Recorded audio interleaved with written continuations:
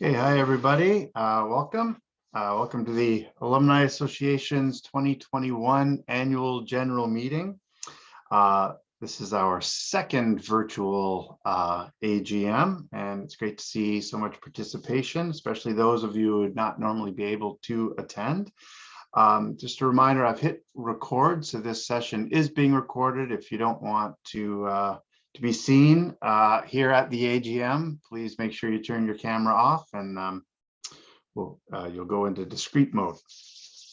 I'd like to start here today just by acknowledging the land in which Brock University stands is the traditional territory of the Haudenosaunee and Anishinaabe people, many of whom continue to live and work here today. The territory is covered by the Upper Canada Territories and is within the land protected under the Dish with One Spoon Wampum Agreement. Today, this gathering space is home to many First Nations, Métis, and Inuit people, and acknowledging this reminds us that our great standard of living is directly related to the resources and friendship of Indigenous people. And also a reminder that September 30th is National Truth and Reconciliation Day. And so we'll be working with Aboriginal Student Services to help mark that occasion. So a few administrative things about tonight as we proceed. This being an annual general meeting, all members of the association, that being all of our alumni, are able to vote here this evening. So we're going to do that. We'll issue a reminder, but we're going to do that through reactions. So if you click reactions, you'll see a green check mark or a red X, and that's what we're going to be using to vote here this evening. So kindly get that ready. That's in and then we'll see the totals in the participants tab. I should note also joining me on this call, you can see the other faces are the Alumni Association President Greg Plata, who you'll hear a lot more from soon. Our Vice President Jane Morrish, right there's Jane, Treasurer Anthony Murata, and Chris Ventura, who's Chair of the Governance Committee and will be presenting on our constitutional changes this evening.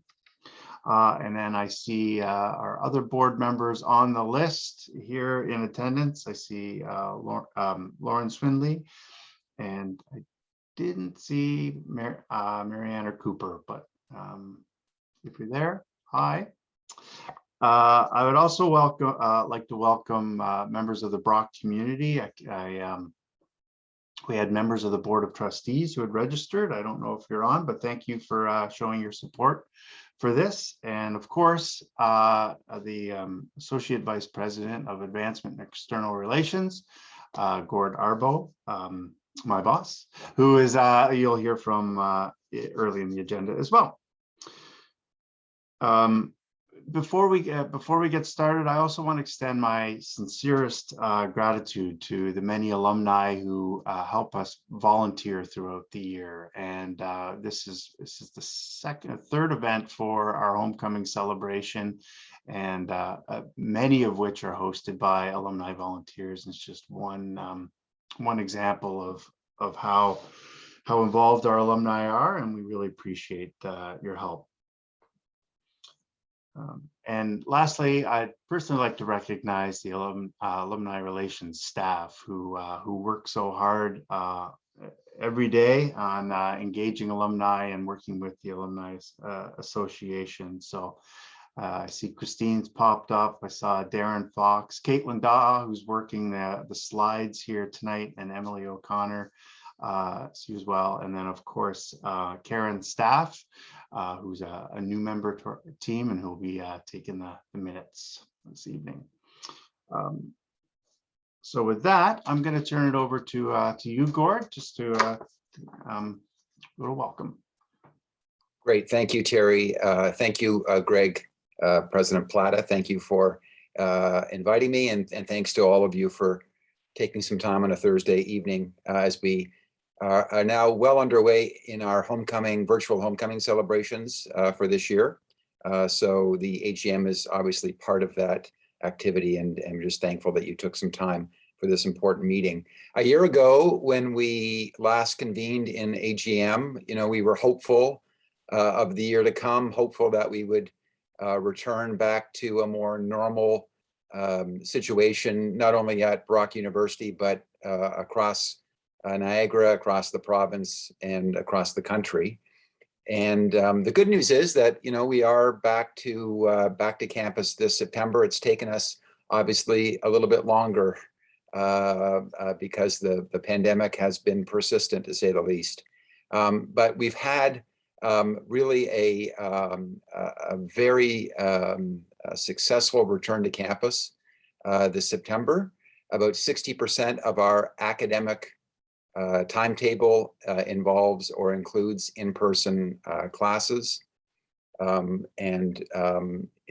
you're on campus, it is good to see students and faculty and staff back together again. You may be aware that August 12th, the university mandated vaccine mandate. So we've spent a great deal of time the last number of weeks into September building that structure. A couple of weeks after we announced that, the province then mandates for all universities and colleges. And so we were well on our way to building that. I can very pleased to report that there's been significant participation by the community. We're at over 90% of students, faculty, and staff being fully vaccinated. And then there's a process in place for those that are partially vaccinated, which includes antigen testing. And no one is permitted to come to campus if they are not vaccinated or have an accommodation. So that's allowed us to get back to campus, and and we're hopeful that as we get through this fourth wave, that we'll be in a strong position to continue for the winter term.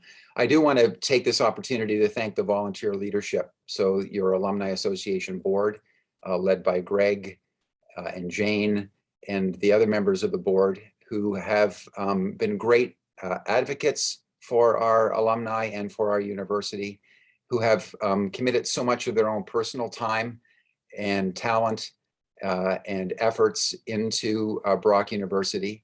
We ask a lot of volunteers, and they have delivered exceptionally well. So thank you for those in leadership roles. Terry has already thanked our team, but I want to thank Terry, who has been with us now in his second trip to Brock. For about a year now, he's been back with us. So I'm thankful for his leadership every day, and for our very talented team of alumni professionals.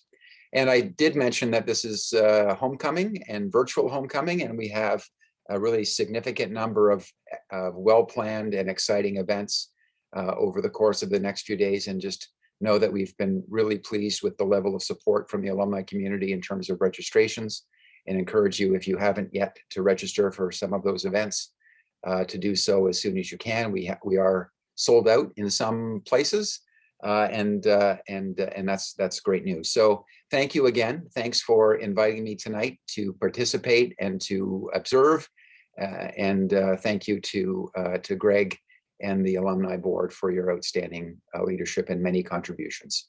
Thank you. Great, thank you very much, Gord. So with this, I am going to turn it over to Greg, and we'll begin the official meeting. So. Awesome. Thank you, Terry, and thank you for joining us, Gord, and those kind words and providing us an update on where things stand. We appreciate your support throughout the year and your continued guidance as we navigate what is this ongoing pandemic. To everyone else, good evening, ladies and gentlemen. My name is Greg Plata, and I'm the president of the BUAA. At this point, I'm going to call the meeting to order. Quorum is 12 members of the association, and we have verified that we have met quorum and can proceed. As a reminder, as Terry mentioned, voting will be done using the yes and no boxes in the reactions. So again, if you just want to venture in there, make sure we got a sense of where those are. So as we get into voting and progress throughout the meeting, we'll be able to move along swiftly and smoothly. So when we vote, please click the reaction button, select green check if you are in favor, and the red X if you are a nay. Abstentions, please do click nothing. So moving along here, we would like to ask for approval of the agenda here. So can I ask for all in favor here of the agenda? There we go. Mark, can I have a second? Jens, fantastic. All in favor? Perfect. Agenda approved. We will now move on to the approval of the minutes from the 2020-2021 AGM. I'd like a motion to approve the minutes from the October 13th, 2020 annual general meeting. They were on the website and have been posted in the chat here. Motion presented. Can I have a second? Jane, fantastic. Any changes? All in favor? Lauren, perfect. Any opposed? Carried. President's report. Before I start the President's report, I'd like to remind everyone that my report today will be on the fiscal year 2020-2021 that ended in May. Yes, a little unorthodox because we are in September. However, we do intend to return the AGM back to June 2022, so it will be more closely aligned with our reporting cycle. Touching on for the President's report, last year the board focused our efforts on four main priorities: pandemic response, governance review, marketing and branding, and commitment to EDI. First, pandemic response. Reflecting on the year that was, a sense of pride washes over me as I remind myself of the overwhelming amount of outreach and support we received from the alumni community across our network. There was an insatiable desire to want to help and do something for our community, for our students, and for each other. The biggest challenge or hurdle we faced was how. Enter the buzzword of 2020, digital by default. It wasn't easy, it wasn't smooth, but I'll be damned, we, the collective we, everyone on this call, not just the board, we did it. Through virtual events, fundraising, and programming, we rallied together and learned from each one to the next. We were able to grow and diversify our offering, creating value-add opportunities for past, current, and prospective students. While Brock's campus grounds stood still and eerily empty, our online communities were coming to life and finding new ways to stay connected, to stay engaged, and to help each other through these uncertain and challenging times. This weekend is a great example of that, homecoming. The tradition continues. However, it might look a little different and feel a little different, being primarily online, but you can still feel that sense of Badger pride. Governance review. For many, you might shudder at the prospect of a deep dive into our Constitution and handbook. However, upon further review, it was revealed that this was a long overdue and in some case needed process that was holding us back. I'd like to acknowledge Chris Ventura, Anthony Murata, and Terry Cockerline for their work in both striking the subcommittee and the extensive work to date. The proposed changes provide a clear mandate, improve BUAA operations, and ensure a structured and supported succession plan. This you'll hear from Chris a little later on. Marketing branding. At the same time, the BUAA was planning on conducting an exercise to reposition our brand to align closer with the university. It was announced that a branding initiative was taking place at the institutional level. The board has worked closely with Gord and his team to contribute to these exercises as we reestablish the Badger brand. Commitment to EDI. Our work here has only just begun.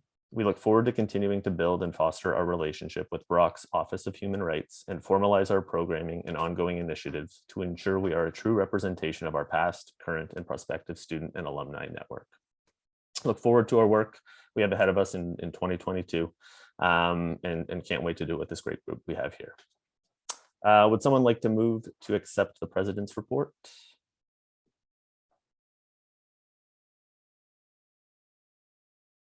Perfect, Chris, thank you. Can I have a second? Mark, fantastic. All in favor? Any discussion? Any opposed? Motion carried. Standing committee reports. In terms of the committees, I'll do a brief rundown of their activity over the last year, starting with outreach and sponsorship. Expanding from an original mandate of community outreach and sponsorship in years past, the OSC has narrowed its focus in order to concentrate on current students and on-campus events. The two most significant initiatives this year were the establishment of the Alumni Business Directory and the Badgers to Badgers program. Both of these efforts were intended to help support alumni and students who may have been struggling during the pandemic. The Alumni Business Directory was established on the alumni webpage. We put out a call to all alumni businesses who may be interested in listing their business on the directory, and then followed up with communications to alumni, encouraging them to visit the directory and support alumni-owned businesses. To date, there are 86 businesses in the directory, and we hope to build this going forward and continue the tradition of alumni supporting each other. The Badgers to Badger program was an offshoot of the Business Directory program, where members of the Outreach and Sponsorship Committee purchased gift cards from these alumni businesses with the intention of distributing them to students and alumni in need. We still have some gift cards, and this program continues, and we intend to distribute them throughout the fall semester. Community engagement. The last year made it especially difficult for this committee to engage with the community because everything was shut down due to the pandemic.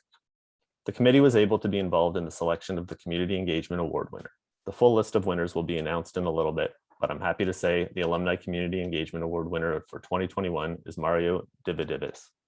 The committee also worked with Alumni Relations staff to create a community event that everyone could participate in at any time throughout homecoming. The results of those efforts are the Homecoming Community Cleanup Contest, where alumni, friends, and family are invited to clean up part of their community and post their efforts to be shared to win a prize. Committee members also took this opportunity to reach out to their charities and explore ways that the Alumni Association can work more closely with this sector in the region. Nothing concrete has come out of this yet. However, we are in many discussions and have begun with a few charities that have connections to the Brock alumni. Recognition of excellence. In addition to coordinating congratulatory letters to Brock alumni around the world, the committee accepted nominations for the Distinguished Alumni Awards. We are proud to have extended recognition to alumni who best exemplify the spirit of our university and alumni network. It is never easy to pick from the many nominations the BUAA receives every year, and we are so lucky to have an alumni network full of high-achieving and contributing individuals. This is the list of the 2021 recipients for each faculty and the 3 BUAA Alumni Awards. You'll notice there is no name beside the 2021 Distinguished Alumni Award. We have selected a candidate, however, they have not yet officially confirmed that they will accept the award. We hope to announce all the winners following homecoming and highlight them with a series of articles in the Brock News and around convocation. Staff and alumni relations will also work with the individual faculties on plans to engage these exceptional alumni in programming efforts for students and alumni. Would someone like to move the acceptance of the 3 standing committee reports? Mark, fantastic. Can I have a second? Jane, all in favor?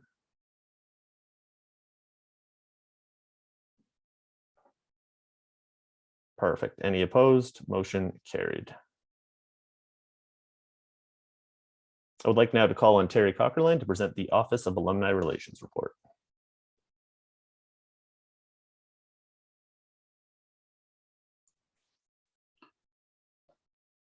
Thank you, Greg. Appreciate it. Okay, so the slide that you see up there now is a bunch of statistics that we've put together for alumni relations, just kind of running down the successful year we've had despite the pandemic and switching to virtual. Our staff kind of made a quick pivot, like every other institution in the country and all of us, to go online. And we're very pleased that our engagement numbers weren't negatively affected. And in fact, we found some deeper engagement opportunities. For instance, we set up a webinar series, but what we also noticed is that every aspect of the university was setting up webinars as well. So we were able to promote even more content than we have in the past and invite alumni to those. So we're very happy to say that allowed us to kind of contribute to continue offering deeper programming and a wide variety. So I really appreciate that. And we've also established some really strong relationships with other areas on the campus as a result. A couple numbers on here that I would like to point out. We had 324 alumni donors, so that's down a little bit, but what we did notice is that our alumni stepped up in a big way when when the pandemic started. We put an ask out to help with student mental health, which of course was top of mind, and our alumni responded very well. So we really appreciate the support. Many of you on the meeting here today, I'm sure, contributed as well. The other number I want to point out is our 10,000 coffees. This was a mentorship online kind of introductory service that we signed up a couple years ago, and it continues to grow and make connections between students and alumni. To each other. So you can see we had over 1,300 new members this year, which we're quite happy about. Of course, I mentioned the volunteers as we started, and we had 89 alumni volunteers that we were able to count through Alumni Association efforts, and our faculty partners all made use of those as well. So we hope to grow that number and continue growing it over the next several years as we put additional efforts into to volunteerism. And you can see that many of you will know that we send out quite a lot of emails. So last fiscal year, we had 110 emails to the alumni community. But we're very, very happy that our open rate is about 41%. So that 23% standard is a post-secondary metric that we've received. And you can see our Brock grads are very interested in hearing from Brock and hearing about alumni activities. So we certainly appreciate that support. So with that, I will if someone could have a motion to accept my report.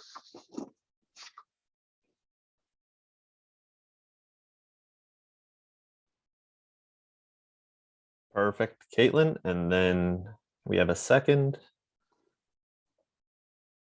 Carol Ann, fantastic. Any discussion? All in favor? Any opposed? Motion carried. Moving on to the financial report, I'll ask Anthony to take the mic. Great, thank you, Greg. I assume everyone can hear me okay, unless I hear otherwise. So just going to present the financial report this evening. So you'll see on the screen is a copy of the budget as well as the actuals that were spent this year on the report. I think certainly the big thing to note, and as was the case last year, we as the board had challenges finding impactful ways to utilize the budget during the pandemic and without students being on campus. So the position that we as the board took was, rather than spending solely because the budget was available, we really looked for creative and meaningful ways to deploy the funding. And that really led us to several strong ideas. The first of which is the Badgers to Badgers program, which was already touched on earlier, but just to recap, this was really a new initiative to purchase gift cards from alumni-owned restaurants that were impacted by the pandemic and distribute them to students. We piloted the program this past year, and we had successful participation from a handful of alumni, deploying approximately $2,000 back to the community and students.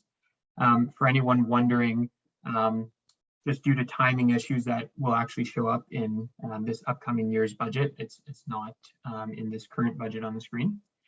And then two other initiatives that came up were the Food First initiative and other scholarships. And those are two items that are to be considered this upcoming year.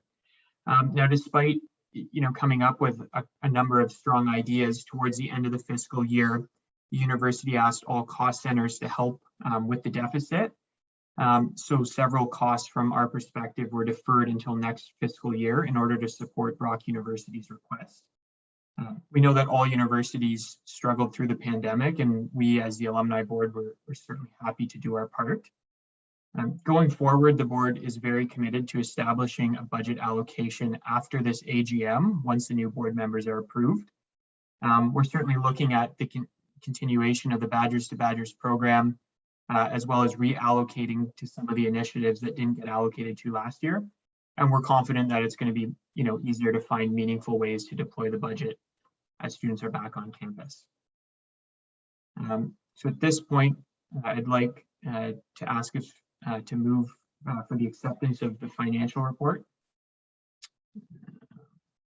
So Chris Ventura's hand up. Can I get a second? See Crispin's hand up. Is there any discussion at this time or any questions?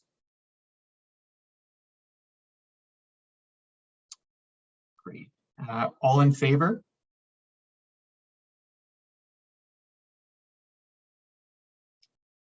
Great. Any opposed? All right. Motion carried.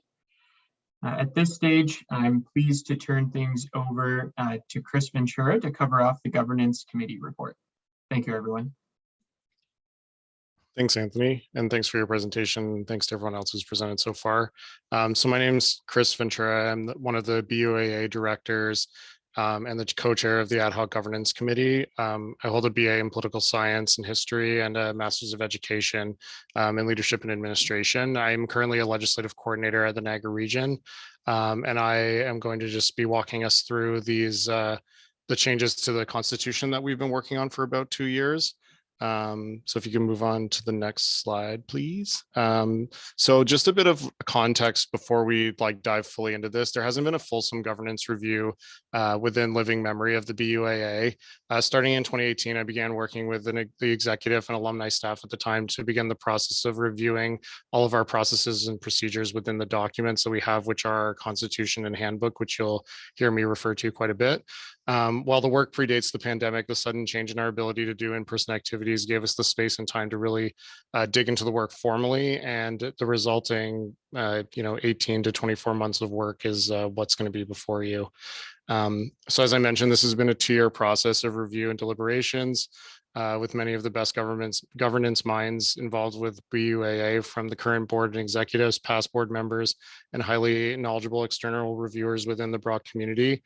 Specifically, I'd like to thank Anthony Murata, James O'Brien, Terry Cockerline, Greg Plata, Jane Morris, the rest of the members of the board, Chris Yen, Crispin Bottomley, and Matt Swinley for their time going above and beyond to review and help us really get to a really strong place with this document that you're going to be voting on tonight. So the information presented tonight represents the totality of that work done so far and is a major step forward in growing the BUAA.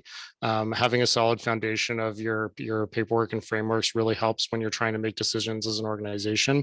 And this is going to revitalize our organization quite substantially. So the next few slides, I will go over the high level changes that are being proposed tonight. There are several clerical changes, such as capitalizations, poor grammar, and other such things that we won't go over, but they have been changed as well, just to meet the needs of our changing and growing documents. So if you could go on to the next slide, please. Thank you. So the first major change is to Article 4 of the Constitution. We're moving the code of conduct we're proposing to move the code of conduct from the Constitution to the handbook. This is a fairly good governance practice to have the operational material within the handbook. You may commonly know these as bylaws from other such organizations. While the Constitution's job is to provide the overall guidance and governance framework for the organization, moving something like the code of conduct into the handbook makes it a lot easier for the day-to-day management of the organization. It also makes it easier to modify it and increase the accountability that is possible, because AGM only comes up once every year, and it requires a 2/3 vote to change. So if we wanted to work on increasing the accountability of our directors, it's a challenge to do that. The realignment doesn't lessen the requirement for integrity and accountability of board members. And later on, you'll see that we've actually added some additional accountability parts of this document to kind of balance out the removal of the code of conduct from the Constitution. And we'll continue to hold the directors of the organization to the highest standards of conduct. Article 5, change presidential terms to 2 years from 1 year. This is becoming or has become a best practice throughout the not-for-profit world. Most boards, the president serves 2 to 3 to 5 terms, just depending on the size and scope of the organization. Speaking with several former presidents of our board as well, they all agree that the learning curve to be an effective president takes quite a bit of your first term if it's only 1 year long. So a 2-year term is being proposed. It's a fairly sensible change that will actually give us a lot better leadership and management of the overall processes that we're also developing further on. The next major change is to Article 7. This is to the nominations and recruitment process that the Constitution has in place. The process is very prescriptive and very limiting as in its current form. So this thoughtful redesign and overhaul empowers the nominations committee to serve several important functions, such as designing and reviewing a recruitment matrix of needs, vetting and recruiting candidates, planning executive succession and the onboarding of new members, which it currently does not do. The committee is chaired by the president and includes the past president and vice president, as well as 2 directors at large to ensure representation from a broad board perspective. This renewed section also provides the ability for the board to appoint interim directors between AGMs for full approval at the next AGM. This is just to make a more flexible recruitment cycle so that we can, if someone really strong comes along in let's say July or August, but the next AGM isn't until the following June, we can appoint that person as an interim director for full approval at the AGM by membership. This is something that's also becoming a standard best practice across the industry. Moving into the next slide. Bylaw number 5 updates this bylaw to clarify and empower the role of the handbook in guiding the day-to-day practices of the board. It shifts some of the key items that the Constitution had in it, such as committee memberships, mandates, and the chair positions of those committees, expectations of the executives and their roles, and a few other small things into the handbook, because those are more day-to-day and like organizational items that the board is undertaking. So it makes more sense for them to be in the handbook and not in the Constitution, which makes it very rigid and prescriptive. It also enhances the clarity on the handbook's role in orientating and onboarding new members. Our next governance review is going to be going over that handbook in thorough detail as well. So stay tuned for an update next year on that. The changes to bylaw 8 simplifies and clarifies the BUAA's position on alumni networks. Generally speaking, like the office and the alumni staff who have done a fantastic job of engaging the community take responsibility for these alumni networks and help them plan events and manage their data and manage their engagement. The way that these were constituted in the current iteration of the Constitution put a lot of onus on the members of these networks to participate in the BUAA board and to provide reports, and like it just didn't really make a lot of sense for the way that these networks now function. So it gives the board a more advisory role that we can still have input on how these networks function, but the actual day-to-day operations will be with the alumni staff, which makes a lot more sense. And finally, bylaw 9 was a new bylaw that we created for a high-level conduct and accountability statement that allows for the removal of a member on a majority vote of the board for conduct unbecoming of a director or for code of conduct violations. This is meant to be an extreme last resort, but now the board will actually have a tool that in the event of such a situation, they can take action. Again, the code of conduct will be reviewed and redesigned and probably enhanced further in the handbook. And then this bylaw gives the Constitution the teeth that it needs in order to enact any sort of accountability if it comes to such a state. And really, that's the high level overview in a few minutes of what we're trying to propose to pass tonight. Thanks for listening to my presentation. I know, as Greg said, constitutional governance isn't for everyone, but I'm happy to take any questions if anyone has any questions or concerns they'd like to pass on before we move to vote on it.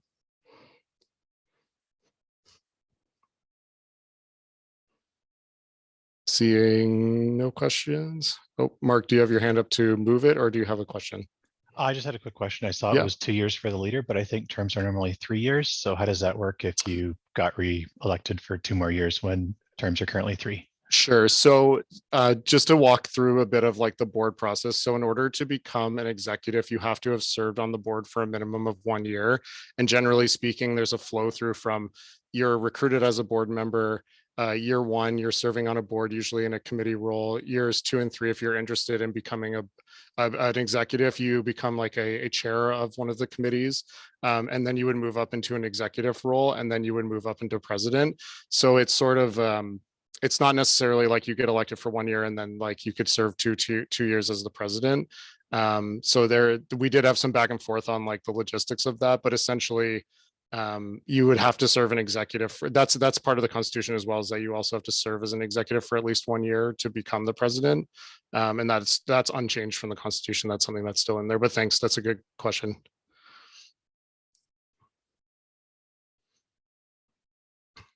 I see Mr. Yent's hand up. Mine's not a question, Mr. Ventura, but I'm happy to move the motion when we get to that point. Perfect. Thank you. I see Crispin's got his hand up. Thank you. Does the year of service on the executive need to be in the current term, or could someone who has served on the executive committee serve as having that year passed to move into the position of president? I don't think that the Constitution prescripts it one way or the other. I think we purposely left that vague, if I remember our conversation, because we could either go into the handbook and make it very formal that like you either need to still be in your term or not. But I think we left that purposely open-ended in the Constitution to allow for like internal determination for sure. Thank you. Thanks, Crispin. Seeing no further questions, I will take Chris Yent as the mover of that motion. Could I get a seconder for that motion? Mark Elgersma, thank you. All those in favor?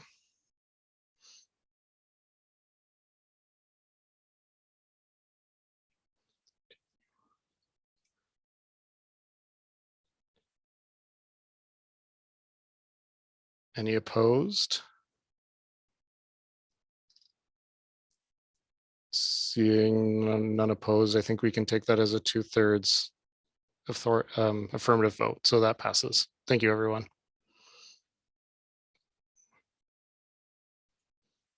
Awesome, and thank you again, Chris. You know, as you did touch on there, you know, it might not be for everyone, but incredibly important to be able to, you know, review where we're at, recommend those changes, and ensure we've laid that foundation moving forward. You know, a point of emphasis there being that succession planning, I think, is incredibly important in terms of understanding the role of the board, your role with the board, and then how we can ensure that we have proper leadership moving forward, and then understanding your role within those leadership positions. So again, thank you to you, Anthony and Terry, for going throughout that for the last 12 to 18 months and taking it to where it is today.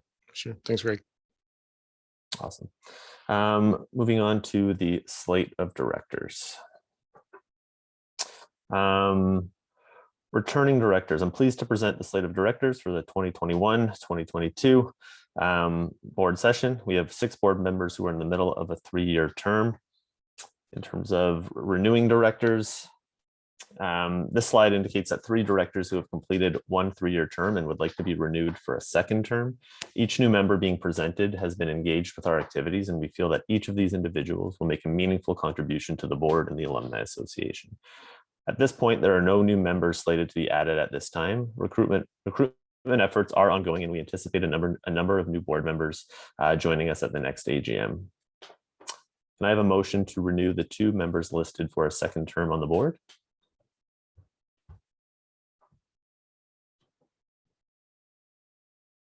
Mark, fantastic. Can I have a second? Crispin? Perfect. Any questions or discussion?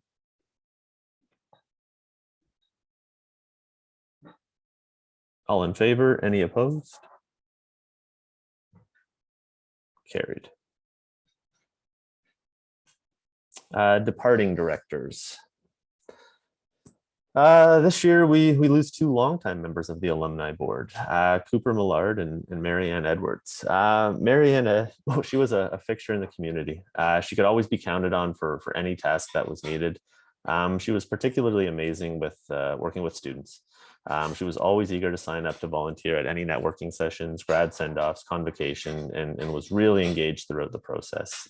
We will definitely miss her calming presence and voice of confidence on the board. And Cooper Millard, passion, dedication, a Badger through and through. He's been involved as a student since day one, and he is someone that not only cares deeply about the Brock community, but wears it on his sleeve.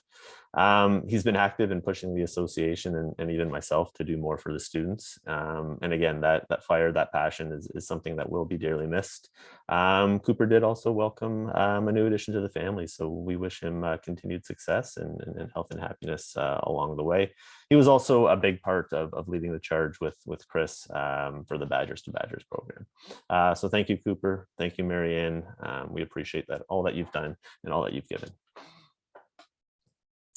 Other business.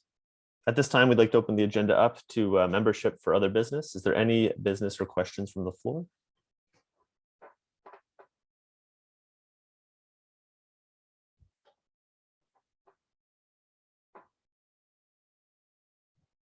Chris, I'm going to guess that your hand is just up from the previous. Not other business. Greg, I have a couple of related announcements if there's no other business that we could cover. Yeah, by all means, Terry. Just two, we have a slide actually after this, Caitlin, I think, about continuing studies. So they're trying to start up again continuing studies at Brock, and they're looking for feedback in terms of courses, and they're even looking for instructors. So the new director of continuing studies has asked if I could reach out to the alumni community. So that starts today. If you have any thoughts or interest in continuing studies or professional studies at Brock, there's a couple email addresses on your screen right there. Jot them down, and the appropriate contact is April Dawn, and she'd love to hear from you, or you can reach out to me or alumni@brocku.ca. The second small item that I wanted to get on the agenda here is this is, of course, homecoming. So there's tons of events, and I know that many of you are registered for more than one. But if you haven't registered, you might be interested in the coffee with the president on Saturday morning. If you're interested in our governance, you might be interested in the university governance, and so I'd encourage you, if you haven't already, to look at that. We're going to have an informal chat with Dr. Lynn Wells, and we're quite excited to get to know her a bit better. That's it. Thank you. Awesome. Thank you, Terry. One last call. Anyone else from the membership? Okay. This point, we're 7:15. We'll ask for a motion to adjourn the meeting. Jane. Fantastic. All in favor? Any opposed? Carried. Thank you, everyone, for joining us tonight, our second virtual AGM. We really appreciate you being a part of tonight's activities, and hope to see you out at all the various homecoming activities Terry mentioned, if not before. Thanks again, and have a great evening. It's great. Thanks, everyone. I would like to ask a question. Oh. Hello. Hi. I wrote a question in the chat, but it seems that nobody have chance to read it. Oh, I didn't. I'm sorry, I didn't see it, but ask away. Oh, may I ask you? Yes, absolutely. Although the meeting is adjourned, my name is Gabriela, and at the beginning of the pandemic, I contacted the office by internet asking for the health benefits, and I was advised to contact, I think it was Manulife as a service provider. Nobody answered back to me from that company, and still I am interested to purchase the package that initially the association was offering to alumni, but I don't have any information how to do it because the service provider didn't reply back to me. And in the office at the campus, it seems to me that nobody knew how it works. So I wonder if today we will have some information about that. Well, Gabriella, I can certainly follow up with you and connect you directly with the with Manulife. We can't actually talk. We have discounts available, but I'm not versed on the products, nor is it appropriate for me to represent them. But what I can do, Gabriella, is put you in contact with our rep, who I guarantee you will call you back. Okay, thank you. No problem. So Gabrielle, I'm going to put, I have your contact information because you're registered. Yes. Yeah, and I will send you an email. Okay, thank you. Thank you for taking my question into consideration, even though the meeting ends already. Thank you very much. Yeah. Thank you. Thank you for asking it. I'm sorry that we missed it in the chat. Yeah, okay. Okay, I'm going to stop recording.